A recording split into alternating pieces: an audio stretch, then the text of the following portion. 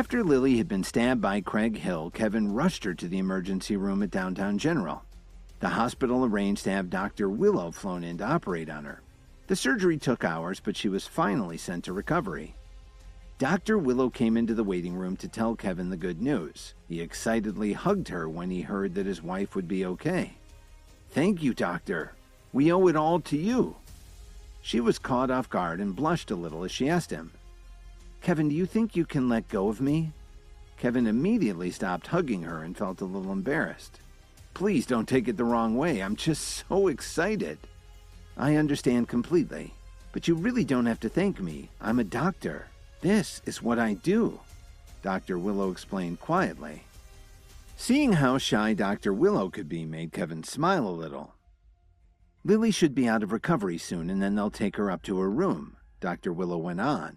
"If there's nothing else, I need to go to my office and rest a little. It's been a long night." Part of the arrangement for her transfer to New York was that she got to keep her office at Downtown General. Kevin went to the nursing station to find out which room Lily had been moved to. When he got there, he could see that she still looked weak. She needed a lot of blood when she got to the ER, but Lily was still alive, and that definitely lifted Kevin's spirits. Just then, Kevin's phone vibrated a few times. He pulled it out and saw that he'd missed 6 calls. One was from Dalton, and the rest were from Professor Murdoch. Kevin knew right away that it was because of the neutralization pill. Before he had a chance to reply, he heard a weak voice call his name. "Kevin." Lily had already woken up from the anesthesia and was staring at him with her big eyes. He put his phone away and walked over to her bed. "How do you feel, honey?" Kevin asked with concern as he held Lily's hand. "It hurts," Lily complained. "Of course it hurts. Do you know how much blood you lost?" Kevin scolded her. "How could you do such a foolish thing? That knife was meant for me. You shouldn't even be here." "Because I'm your wife. How could I stand there and do nothing?" Lily said slowly. "Besides, the whole mess with the Hill family was my fault. If it wasn't for me." Okay. But now the most important thing you have to do is recover and to get home. Let's leave all of that in the past," he told her casually. Just then, the door opened and Dorothy walked in with some of her friends. She hurried over to the bed, pushing Kevin out of the way as she passed him. "Lily, how are you?" she asked with concern. Dorothy had stayed up all night playing cards with her friends and only found out about an hour ago that something had happened to her daughter. "Don't worry, Mom. I'm fine," Lily answered weakly. Dorothy nodded and turned around to glare at Kevin. "How did something like this happen to my precious daughter? What do you have to say for yourself?" "Mom, I'm sorry. It's all my fault that I didn't," Kevin started to explain. "I don't care if you feel sorry.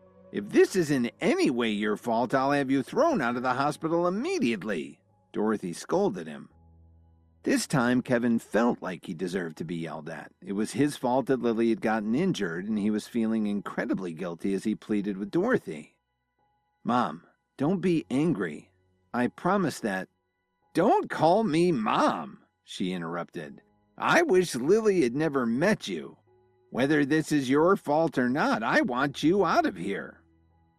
She paused for a moment and then added, "Wait. As soon as Lily can get out of bed, I want the two of you to get a divorce. I don't ever want to see your face again." "Mom, please calm down," Lily begged her mother. "It's not Kevin's fault at all." While she spoke, she kept glancing over at Kevin. She really wanted to smooth things over with her mother. "I'm just going to step out and find out what meds Lily needs," Kevin told her. He decided it would be a good idea to leave the room for a few minutes. Lily looked at Dorothy and her friends. "Mom, were you out playing cards again?" "Don't be silly, Lily. My friends and I were just strolling around." Dorothy had no problem lying to her daughter, but one of her friends wouldn't let her. "Dorothy, you shouldn't lie to your daughter like that," Jasmine Coleman corrected her loudly. "And so what if we were playing cards? Are you trying to get out of your debt?" When she said that, Dorothy immediately gave her a dirty look. A trace of doubt also flashed across Lily's eyes. Get out of your debt? What debt? Mom, don't tell me you owe these women money, Lily asked in confusion. Yes, I do, Dorothy answered hesitantly. The previous night had been Dorothy's unluckiest night in a while. She didn't just drop a couple thousand, she lost over $500,000 in a single card game. Your mother lost a lot of money last night. She owes me almost $250,000, and she owes my friends here another $400,000, Jasmine revealed to Lily. Then Jasmine coldly informed Lily, even though you're in the hospital, you still have to pay your debts, so hurry up and give us our money. We need to head home and get some rest. When Lily heard this, she was so angry that her sutures almost popped out. How could Dorothy lose so much money in just one night? What was wrong with her family? Mom, didn't you promise me you wouldn't go out and play cards? Lily snapped at her mother. I was feeling lucky. Anyway, it's just a few $100,000, Dorothy sputtered. But she knew deep down that what she had done was wrong. Lily was furious. How could her mother have done this when she knew that things were tight? And how could Lily find that much money in such a short time? Mom, did you forget I already promised that money to Grandma? Lily asked her as she tried to catch her breath. I only have $1,500 in my checking account, and we need it for our living expenses and taxes. Oh, I completely forgot, Dorothy suddenly realized. I don't care what kind of problems your family has. If you don't pay me what you owe me right now, you'll see what happens, Jasmine threatened. She realized that Dorothy wasn't as strong as she seemed, and she could easily bully her. Let's talk it over, Jasmine. Just give me a few days and I'll get you the money, Dorothy promised as she laughed nervously. No, I need to see the money today. I don't want you to play any tricks on us, Jasmine said coldly. And if your daughter doesn't have it, you'll have to ask your son-in-law. Dorothy, why didn't you tell us you didn't have any money? Why did you waste our time making us play cards all night? You need to pay us what you owe, Jasmine sneered. And don't ever play with us again. Hey, I just remember something. Dorothy, isn't your son-in-law that guy everybody's been talking about? He must have put away a few bucks living off of your family for the past few years, Jasmine suggested mockingly. Dorothy flinched when she heard her mention Kevin. I'll ask you one last time, are you going to pay us or not? Jasmine snarled. Just give me a few days. I'll pay you back as soon as I can.